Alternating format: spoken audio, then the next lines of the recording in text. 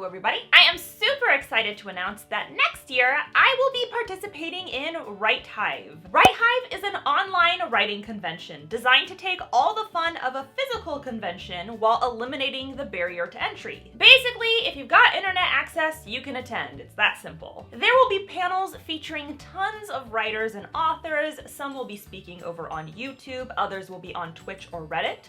I will be doing a Q&A all about life as a full-time author over on Twitter. Be sure to mark your calendars for April 18th and 19th because that is when the WriteHive convention is going down. It's going to be super fun and informative, so I hope I'll see you there. Moving on, it's the holiday season. A lot of us are going to be stuck with our families, which means it's the perfect time to discuss shitty family-related tropes in fiction. It's relevant, I promise. I'm gonna be breaking down the worst tropes I've seen in fiction that revolve around families, whether it's parental relationships, marriages, babies, siblings, whatever. We're gonna bitch about them. Trigger warning, I will be briefly mentioning physical and sexual abuse in point number 3 of this video, so if you want to avoid listening to that, skip this time in the video and you should be good. I will also be mentioning child abuse in point number 8, so if you want to skip that as well, here is the time for you to avoid. Can't talk about shitty families without discussing abuse, am I right? On to the whining. Number 1.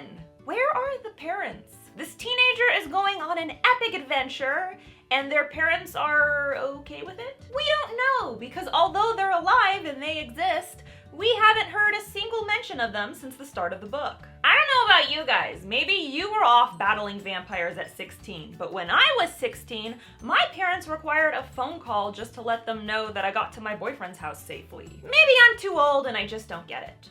Or maybe all the parents of young adult protagonists are catatonic. Who's to say? Number 2, it's okay. She has brothers. How else is a woman gonna learn how to do manly things, like change a tire or play sports or manage her money? Everyone knows women can't do math. Thank God she has brothers, or else she'd be absolutely helpless. I don't have brothers, and I can't even wipe my ass. It's filthy. I can't imagine a world where women are capable of having their own interests, or have female family members who can teach them basic skills that aren't actually gender specific at all. It's not like I learned about finance from my mom, who's an accountant. That sounds made up. I mean, can you believe? Number 3, the abusive, alcoholic father figure. This douche comes in a wide variety, including dad, stepdad, mom's new boyfriend, or freeloading uncle. The story most likely follows one of his children. If the child is male, he hates his dad and regularly gets into fistfights with him. If the child is female, she's a victim of his sexual abuse. Because of course she is. Writers just can't miss an opportunity to sexually abuse a woman. It's not that this trope is unrealistic, it's absolutely believable.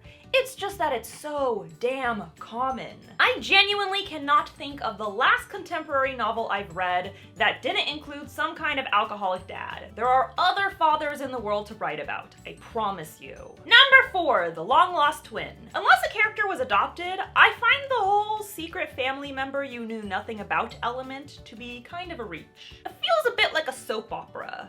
Next, a character is gonna get amnesia, then fall in love with a wizard. How exactly does a twin become lost? Does the parent just drop it? Pretty sure that would kill an infant. Their skulls are soft. And it's not just long-lost twins. It's really common, especially in series that are starting to get stale, for the writer to throw in some kind of secret relative. Your dad isn't actually your dad. It's the murderous king who squirted you into existence. This doesn't feel forced at all. Number 5, the evil career woman. She doesn't want marriage and she doesn't want kids. Her life is fulfilled by her rewarding career. And that's bullshit. Women were put on this earth for one reason and one reason only: to incubate fetuses. A woman working hard to cultivate a skill she's passionate about? Is that even real? It goes against nature. But don't worry guys, the author isn't gonna leave you hanging. Eventually she'll meet the right guy who will help her realize all those years she spent building a life for herself were a complete waste of time. All she needed was his seed to live happily ever after.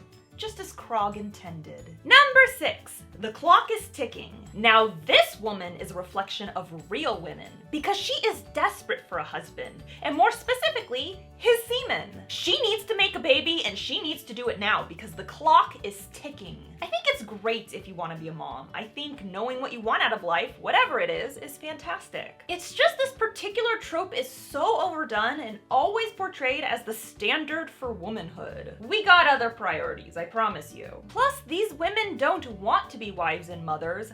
They are desperate for it. It's embarrassing. Pro tip, if you are losing your mind searching for some skeet, you will scare the baby batter makers away. Ease up a bit. Number 7, a mother's envy. Aren't all moms jealous of their youthful, beautiful daughters? I mean, that's how it goes, right? I made her, she's young and pretty, now I hate the bitch. I don't know how this became a thing in fiction. I don't know anyone who has actually experienced this in real life. I've seen women jealous of younger, beautiful women, but not ones who came out of their own body. I've seen stage moms, I've seen abusive moms, but jealous moms, because their kid is pretty. Wouldn't they be proud they passed on pretty genes? That seems like a more realistic response. I don't know, man. This shit sounds fake. Number 8, be a man. Let's get down to business to destroy a young boy's psyche. I see a lot of shit in fiction where dads pride themselves on teaching their sons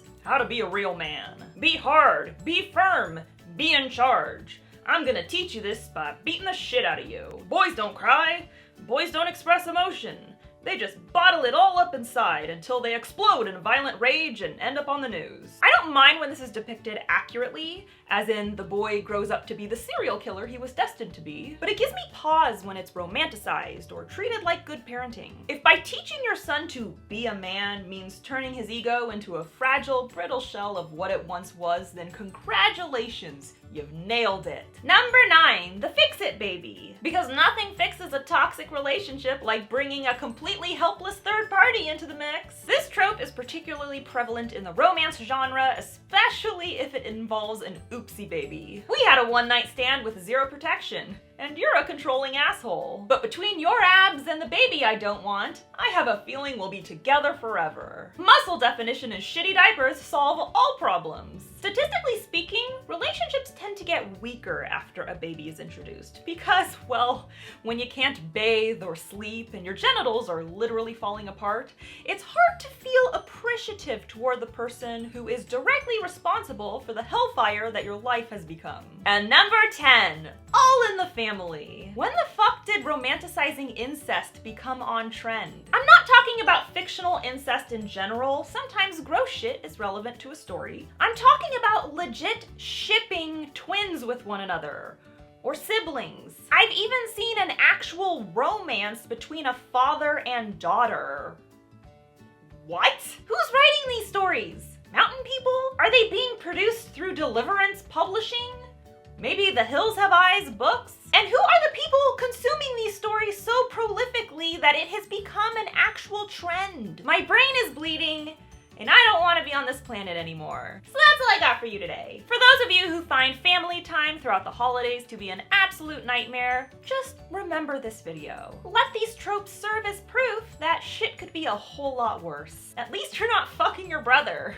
Unless you are, in which case, what the fuck? Don't forget to subscribe to my channel. I post new videos on Wednesdays, and if you want to be alerted as soon as I upload, ring that bell. I got bonus content all the time. Savior's Champion is available in ebook, paperback, hardback, signed hardback, as well as audiobook. If you are new to audiobooks, you can listen to TSC on Audible for free. I got all the info below. And be sure to follow me on social media. I'm on Instagram, Tumblr, Facebook, and of course, you can tweet me at Jenna Moreci. Bye! Hey, this is Nick, the voice of Tobias and the narrator for The Savior's Champion, written by our Jenna. If you enjoy her writing advice, or if you want to find out about her publications, then you know what to do. Click the subscribe button, ding the bell, and you'll get notified every single time she puts up a video or she goes live. Now what are you waiting for?